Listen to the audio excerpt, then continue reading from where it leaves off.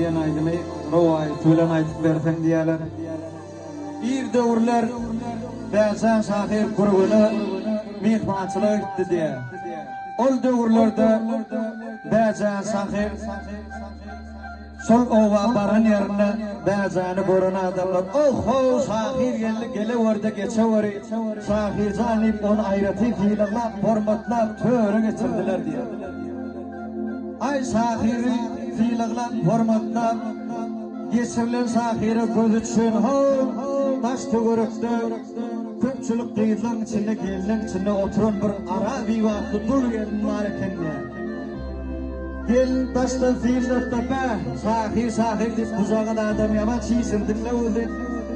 Şahirlik için olsa, vak meni var tarihletimle sol, neyme fiilir ferpay olsa menden altın neydi diye. Şahirim, yankı gelin haberini şahire yetirdiler diye, şahirim oturun yerine taş tügürüğündeki merekeden bu gelin hakkı deyip kasa maglumat hallıda bir beş kelime söz aytar oğlu diye gör bak ne mi diyecek kamerden.